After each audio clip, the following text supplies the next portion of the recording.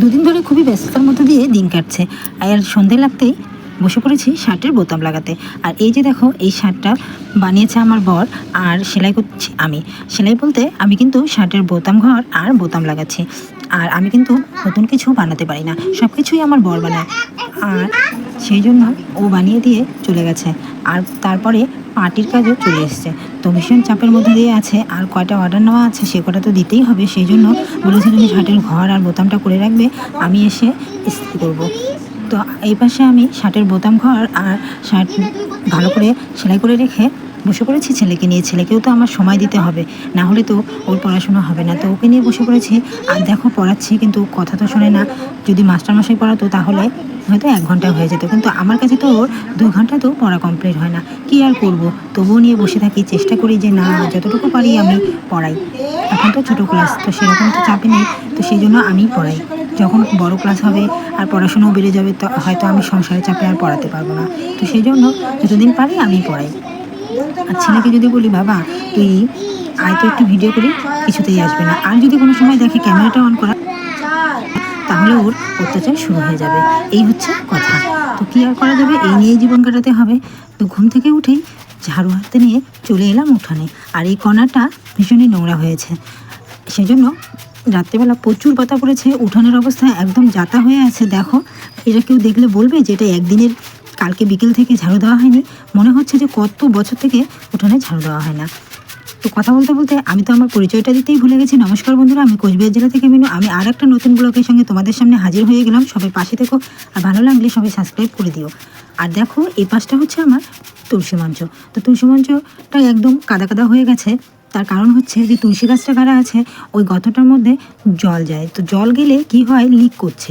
Leak করে ওই যে প্রদীপ দেওয়ার যে জায়গাটা বানানো আছে, সেই জায়গা দিয়ে সব মাটিগুলো ধুয়ে নামছে। প্রত্যেক দিনেরই কাজ, ধুয়ে নামে। আর ধুয়ে নেমে ওই জায়গাটা একদম কাদা কাদা হয়ে থাকে। এত বৃষ্টি হচ্ছে, ওটা কী করে যে ঠিক করতে হবে ওই ফটোটা বুঝতে পারছি না। কিভাবে বানিয়ে দিয়েছে সেটাও বুঝতে পারছি না। আমার বাবার বাড়িতে ওই সেম তুলসী মঞ্চ, কিন্তু এরকম তো হয় না যে ওই ফুটো দিয়ে মাটি গড়িয়ে গড়িয়ে পড়ে। মাটি ভিতরে দিলে একটা মাটিও থাকে না, সব গড়িয়ে নিচে নেমে আসছে। আর তুলসী মঞ্চটা একদম কাদা কাদা হয়ে আসছে। আর এই যে দেখো, উঠোনের একদম 12টা বেজে গেছে। এত প্লাস্টিক, এত নোংরা জমে আছে, মানে উড়ে আসছে। কালকে রাত্রেবেলা হাওয়া হয়েছে, আর সব কিছু কোথায় থেকে জঙ্গল টঙ্গল সব উড়ে চলে এসছে উঠানের মধ্যে। তো উঠানটা ভালো করে ঝাড়ু দিয়ে নিতেই কিন্তু আমার প্রায় 1 ঘন্টা লেগে গেছে। আর এই এত নোংরা থাকলে দেখতেও ভালো লাগে না। আর আমার আবার একটু খুঁতখুঁতিয়ে ঝাড়ু দেওয়ার অভ্যেস। কোথাও যদি নোংরা আটকে থাকে মনে হয় উঠোনটা আমার পরিষ্কার হলো না। তো সেই জন্য আমি ভালো করে একদম চারপাশ পরিষ্কার করে ঝাড়ু দিয়ে নিলাম। কাজ করবো তো কাজের মতো, কাজে আবার নোংরা থাকবে কেন, তাই না বন্ধুরা? তো সেই জন্য পরিষ্কার করে ঝাড়ু দিয়ে নিয়ে আমি সব এই যে কাঁচড়াগুলো জমিয়ে নিয়ে যাব বালতি করে বাইরে ফেলতে। আর এখন তো বাড়ির সামানটা পরিষ্কার হয়ে গেছে, তার কারণ জমিতে হাল দিয়ে দিয়েছে। আর সেই জমিতে তো নোংরা ফেলা যাবে না। আর বাড়ির সামনে যদি একটা নোংরার আবর্জনার মানে থেকে যায়, তাহলে কিন্তু বিশ্রী লাগে। আমার ছেলের মাসের 31 তারিখে কিন্তু স্কুল বন্ধ থাকে। 31 বা 30 মানে লাস্টের দিন করে বন্ধ থাকে। এটা ওরা কী নিয়ম করেছে জানি না, যেহেতু পাবলিক স্কুল ওরা বন্ধ দিতে পারলেই বাঁচে। তো সেই জন্য একদিন করে বন্ধ, সেই দিনটা করে স্কুলে যায় না। আর তো কত ছুটি আছেই, সেগুলো তো হিসেবই নেই। তো কী আর করা যাবে, পাবলিক স্কুল যেহেতু, তো ওদের নিয়ম তো মানতেই হবে। তো সেই জন্য ছেলে আজকে স্কুলে যায়নি। তাই ভেবেছিলাম যে একটু চাপটা কম, কিন্তু ওরে বাবা, ঘুম থেকে উঠে তো আমার নিঃশ্বাস নেওয়ারও সময় নেই। মানে এপাশে একটা উঠোন, ওপাশে একটা উঠোন, কী যে অবস্থা হয়ে আছে। এই উঠোনে তাও বড় বড় পাতা, তাড়াতাড়ি ঝাড়ু দিলে যায়, তবুও 1 ঘন্টা লেগেছে। কিন্তু ওই উঠোনে তো ঝিরিঝিরি পাতা, ওই পাতা তুলতে আমার কত সময় লাগবে আমি তো ভেবেই পাচ্ছি না। তো ঝাড়ু দিচ্ছি, এই কাজ করতে করতে কিন্তু আমার 9টা বেজে গেছে প্রায়। আর এই পাশে চলে এলাম রান্নাঘরে। রান্নাঘরে দেখো টেবিলগুলো মুছতে। সকালবেলা যতই তুমি রাত্রেবেলা মুছে রাখো, টেবিলে কিন্তু নোংরা পড়ে থাকে। তো সেই জন্য আমি রাত্রেবেলা মুছলেও সকালবেলা আরেকটু মুছে রাখি। কিন্তু আজকে তো আমি মুছিনি, রাত্রেবেলা মুছিনি, সকালবেলায় মুছছি। তো সেই জন্য দেখো ভালো করে একটু সার্ফ নিয়ে তেল ভাপে যাতে না থাকে, সেই জন্য ভালো করে টেবিলগুলো মুছছি। আর খাওয়া দাওয়ার পর রাত্রেবেলা যদি মুছে রাখো তাহলে কিন্তু খুব ভালো লাগে।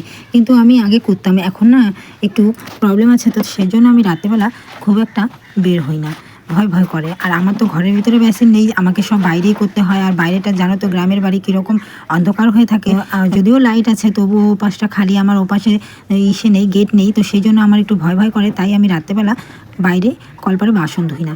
তো দেখো কথা বলতে বলতে কিন্তু আমার মোছা কমপ্লিট হয়ে গেছে। এবার আমি ঘরটা মুছবো। যারা বলে বাড়ির বউরা শুধু রান্নাই করে আর কোনো কাজ করে না, তো তাদের জন্য এই ভিডিওটা। দেখো সকাল থেকে উঠেছি, সকাল কিন্তু 6:45 সময় উঠেছি। উঠে কিন্তু এখনও পর্যন্ত 1 মিনিটও আমি বসতে পারিনি। এই যে শুরু হয়েছে, ও পাশে একবার এ পাশে একবার, দুপাশে আমার কাজ করতে হয়। আর এই যে দেখো আমার ভাঙাচোরা রাজমহল মানে রাজপ্রাসাদ, যেটাতেই আমি খুশি কি করব, সব কিছু ভেঙে চুরে শেষ হয়ে গেছে। আর এই যে দেখো এক গাছা বাসন, আর উঠানের অবস্থা দেখলে মানে মাথা শেষ হয়ে যায় এত। তবুও তো ক্যামেরায় আমি দেখছি ভালোই আছে, কিন্তু এতটাও ভালো ছিল না, এর থেকেও খুব খারাপ ছিল। মানে ঝিরিঝিরি পাতাগুলো এমনভাবে বসে গেছে, সেগুলোকে তোলা খুবই মুশকিল।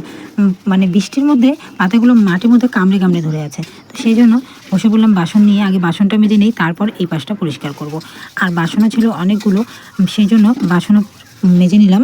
আর রাত্রেবেলা বৃষ্টিও হয়েছিল হালকা হালকা, সেই জন্যই বুঝি পাতাগুলো আরও বেশি চেটকে চেটকে আছে। তো কী আর করা যাবে, সব তো পরিষ্কার করতে হবে। একা সংসারে একা হাতে সব কিছু করতে হয়। শাশুড়ি মা আছে কিন্তু থেকেও না থাকার মতো কিছু কিছু ব্যক্তিগত ব্যাপার থাকে যেগুলো সবখানে বলতে নেই। এটা তো একটা মানে কাজের জায়গা, বা এই ভিডিওটা আজকে না হোক কিছুদিন পর হয়তো অনেক অনেক লোকে দেখবে, তাই আমি আমার পারিবারিক ব্যাপারে কোনো কিছু করতে সেগুলো বলা আমি ঠিক মনে করি না। সংসারে সবারই অশান্তি হয়, সবারই ঝগড়া হয়, সেগুলো সেই ক্যামেরার মধ্যে বলে সবার কাছে সিম্পেথি আদায় করা, এসব কিন্তু আমার একদমই ভালো লাগে না। বাড়ি আছে, সংসার আছে, সেই জন্য ঝগড়াঝাটিও আছে। সব সংসারেই ঝগড়া হয়, সব সংসারেই ভালো থাকে। তো সেগুলো কথা এখানে না বলাই ভালো, তাই না বন্ধুরা? তোমরা কি বলো? তোমাদের মতামত জানাবে। আর এই যে দেখো কথা বলতে বলতে কিন্তু আমার বাসনগুলো মাজা হয়ে গেছে, একদম পরিষ্কার করে মেজে নিয়েছি। আর কলপাতটাতে প্রচুর শ্যাওলা পড়েছে, কি করা যাবে? প্রত্যেক দিন যেহেতু বৃষ্টি হচ্ছে, আমি কিন্তু 2 দিন পর পরই চমক পাউডার বা ব্লিচিং পাউডার দিয়ে পরিষ্কার করি, কিন্তু থাকেই না। ওই ঘুরেই 1 সপ্তাহ গেলে আবার সেই শুরু হয়ে যায়। তো এখন ভেবেছি যে এখন থাক, পুজোর সময় একদম চমক পাউডার দিয়ে একেবারে ক্লিন করে নেব সব কিছু, তাহলে আর নোংরা হবে না। তারপরে তো আর সেরকম বৃষ্টি হবে না, একবার পরিষ্কার করলে 1 মাস 2 মাস তো আরামেই থেকে যাবে। আর এই পাশটাতে দেখো এত বস্তা বস্তি বিছিয়ে দিয়েছে, না হলে না কি হবে, মাটিগুলো সব ধুয়ে যাবে। এইবারই সব মাটি কাটা হয়েছে, আর মাটি তো অনেকগুলো ধুয়েই গেছে, কিন্তু অল্প কিছু বাঁচে আছে। সেই যেইটুকু বেঁচে আছে সেইটুকু আটকানোর চেষ্টা করছি, যেহেতু আমাদের গ্রামের বাড়ি। আর গ্রামের বাড়িতে আমার উঠানে কিন্তু কাদা হয় না, কিন্তু এতটা স্লিপ করে কি বলবো, আর মানে পা আটকে রাখার মতো নয়। তো চেষ্টা করি একটু আস্তে আস্তে কাজ করা, না হলে না পা স্লিপ করে যদি একবার পড়ে যায়, আমি হলাম এবারে কাজের মানুষ, তাহলে যদি আমি পড়ে যাই তাহলে কে কাজ করে খাওয়াবে? সরি, কাজের মানুষ বলতে অন্য কিছু ভেবো না, কাজের মানুষ বলতে কাজ করি যে সেই কথা বলছি। আমি কিন্তু এবারে কাজের বাড়ির মানুষ নয়, আমি হলাম এবারে বউ। তো এই যে দেখো কথা বলতে বলতে আমার উঠানটাও কিন্তু ঝাড়ু দেওয়া হয়ে গেছে। আর এত উঠানের পরিস্থিতি খারাপ, চারপাশে আমি বস্তা এতভাবে বিছিয়ে দিয়ে রাখছি, এগুলো কিন্তু এখন তোলার মতোই নয়। পুজো হলে তখনই বললাম না, পুজো হলে সব কিছু আবার নতুন করে ক্লিন করবো। তোমাদেরকে বললাম না যে আমার ভয় করে, ওই যে দেখেছো ওই গেটটা, ওখানে কিন্তু আমাদের দরজা নেই, তো সেই জন্য কিন্তু খুব ভয় করে রাত্রেবেলা আমার উঠতে। আর রাত্রেবেলা আমি বাসন মাজতেও ভীষণ ভয় করে, আগে এতটা ভয় করতো না, কিন্তু শ্বশুরবাবা যাওয়ার পর থেকে আমার ভীষণ ভয় করে, মনে হয় কে না কে ওখানে দাঁড়িয়ে আছে। তাই আমি একা একা একদমই ওখানে বের হই না, আর কলপারেও বের হতে একটু একটু ভয় করে। তাও এখন ভয়টা অনেকটাই কেটেছে। যাই হোক, কলপারটা আমি ঝাড়ু দিয়ে নিলাম। আর এগুলো কিন্তু আমার রোজগারের কাজ, সকাল থেকে উঠেই এই রোজগারের কাজগুলো রোজই করতে হয়। এই সব কিছু ক্যামেরাবন্দি করা একদমই সম্ভব নয়, ক্যামেরার বাইরেও আমাদের অনেক কাজ করতে হয়। যে আমি আজকে যতটুকু ভিডিও দেখালাম সম্পূর্ণ কিন্তু আমার সকালের কাজ, তারপর তো দুপুরের কাজ, রান্না, এসব তো বাকি আছে। সব কিছু দেখানো এক ভিডিওতে যদি দেখাতে যাই তাহলে ভিডিও আমার কেউই দেখবে না, তার কারণ লম্বা হয়ে 2 ঘন্টা 3 ঘন্টা একটা মুভির মতো হয়ে যাবে, তাহলে কি কেউ আর দেখবে? কেউই দেখবে না। যা ভিডিও ছাড়ে সেটাই দেখার লোক নেই। কি যেন আমার ভিডিও কারো পছন্দ হয় কি না সেটা তো আমি বলতে পারবো না, যদি কেউ কমেন্ট করে বলে তাহলেই তো বলতে পারবো। আর দেখো বন্ধুরা, ঝাড়ুঝাপটা করার পরে উঠোনটা আমার কত সুন্দর লাগছে।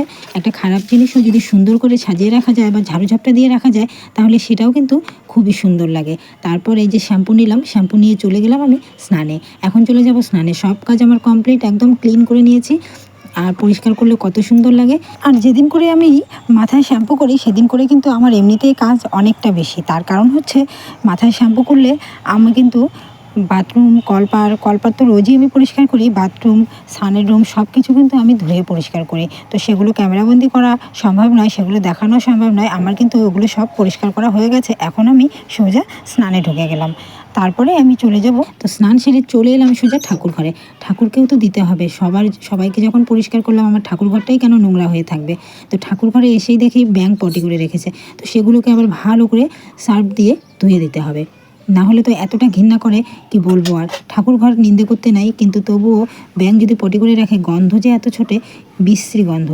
আর এই যে বাসন টাসন সব বের করে নিয়েছি, এই বাসনগুলো মেজে তারপর আমি ঠাকুর ঘরে ঢুকবো। কিন্তু আজকে কিন্তু আমি পুজোটা তোমাদেরকে দেখাতে পারলাম না। কিন্তু আমি অনেক ফুল তুলেছি, সেই ফুলগুলো মানে নানান রকমের ফুল তুলেছি, সেই ফুল দিয়ে আমি আজকে ঠাকুরকে পুজো করব। আর বাসনগুলো দেখো চটপট করে মেজে নিচ্ছে। এত স্পিড তো বাসন মাজতে পারবো না, তা এটা তো স্পিড দেওয়া আছে, তাই না? তোমরা তো সেটা বুঝতেই পারছো যে এত স্পিডে কাজ করা কারো পক্ষে কখনোই সম্ভব নয়। সেটা তোমরা পুজোর ভিডিও দিলে আমার ভিডিওটা আরও অনেক বড় হয়ে যাবে, তাই যতটুকু পারলাম তোমাদের সামনে আমি তুলে ধরলাম। তোমাদের যদি ভালো লাগে আর আমার ভিডিওর কোন কোন পার্টগুলো তোমাদের বেশি ভালো লাগে, তোমরা যদি একটু কমেন্ট করে জানাও, তাহলে কিন্তু আমার খুবই ভালো লাগবে আর ভিডিও করার উৎসাহটা অনেকটাই বেড়ে যাবে। তো তারপরে পুজো করে সোজা চলে এলাম রান্নাঘরে। আর আমার ঘরে ছিল 10টার সময় ডিউটি, আর আমি কিন্তু স্নান করে বেরিয়েছি 9টা নাগাদ। তো কী আর করবো, বাসন টাসন মেজে রেখে সোজা চলে এসেছি রান্নাঘরে। পুজোটা আমি পরে করেছি, তার কারণ যদি পুজো করতে যাই তাহলে কিন্তু আর আমি রান্না করতে পারবো না, আমার বর না খেয়ে চলে যাবে। তো সেই জন্য বরবাবুকে আগে, পেট শান্তি তো জগৎ শান্তি, আর ও যদি না খেয়ে যায়, আমরা দুজন মহিলা, তাহলে ভালো লাগবে কি বলো? তো সেই জন্য ওকে আগে শান্তি করে দিলাম, করলা ভাজি করে দিলাম, আর আলু আর কচু সিদ্ধ দিয়েছি, সেটা দিয়ে মেখে আর একটা ডিমের অমলেট করে দিয়েছি, সেই দিয়ে ও খেয়ে চলে গেছে। তারপর ওখানেই রেখে দিয়ে সব রান্নাবান্না কমপ্লিট করে পুজো সেরে খাওয়া দাওয়া সেরে চলে এলাম নিজের ঘরে। এখন তো নিজের ঘরটাকেও একটু পরিষ্কার রাখতে হবে, তাই না? তো চলে এলাম নিজের ঘরে। আর ঘর পরিষ্কার, এই যে বিছানার দুর্দশা হয়ে থাকে সকালবেলা, ওর বাবা কোনো রকম করে মশারিটা তুলে রাখে। যাই হোক, যতটুকু করে অতটুকুতেই আমার অনেকটাই হেল্প হয়ে যায়। আর ছেলে তো আছেই তার জন্য, খারাপ করার জন্য। একটু যদি পরিষ্কার করে রাখি, ছেলে তৎক্ষণাৎ খারাপ করে রেখে দেয়। তো ছেলে চলে গেছে, তো ছেলে ওর ঠামার সঙ্গে একটু বাইরে ঘুরতে গেছে, তো এই সুযোগে আমি বিছানাটা পরিষ্কার করে নিলাম। কিন্তু পরিষ্কার করে কি হবে, আবার চলে আসবে বিছানা অগোছালো করার জন্য। তো ছোটোদের তো এটাই কাজ, তাই না বলো? আর বাচ্চারা যদি বিছানায় থেকে বিছানায় না খেলে, তাহলে কোথায় খেলবে? মায়ের বিছানায় তো খারাপ করবে। এমনিতেই বললাম এটা বন্ধুরা, কেউ খারাপভাবে নিও না। আর দেখো, বিছানাটা গুছিয়ে রাখলে, ঘরটা গুছিয়ে রাখলে কিন্তু ঘরের সৌন্দর্য বেড়ে যায়। মানুষ যেমন সেজেগুজে থাকলে মানুষের সৌন্দর্য বেড়ে যায়, তেমনি ঘর, বিছানা, তারপর উঠোন, সব কিছু যদি আমরা গুছিয়ে গাছিয়ে রাখি, সেটারও সৌন্দর্য বেড়ে যায়। আর আমার ঘরটা দেখো, এই ছোট্ট ঘরে কত সুন্দর লাগছে সব কিছু গুছিয়ে রাখার পর। আমার কিন্তু খুবই ভালো লাগে যখন আমি গুছিয়ে রাখি। কিন্তু এই গোছানো কিছুক্ষণের জন্য, ক্ষণিকের অতিথি। আমার ছেলে ঘরে ঢুকুক, আবার যা তা করে রাখবে। তবুও চেষ্টা করি যতক্ষণ পারি ঘরটাকে সুন্দর করে গুছিয়ে রাখার। তো আজকের ভিডিওটা এই পর্যন্ত বন্ধুরা। সবাই ভালো থেকো, সুস্থ থেকো। আর আমার ভিডিওগুলো কেমন লাগে তোমরা অবশ্যই কমেন্ট করে জানাবে। কোন কোন পার্টগুলো ভালো লাগে তোমরা কমেন্ট করে জানাবে। আর এতক্ষণ সহকারে ধৈর্য সহকারে আমার ভিডিওটা দেখার জন্য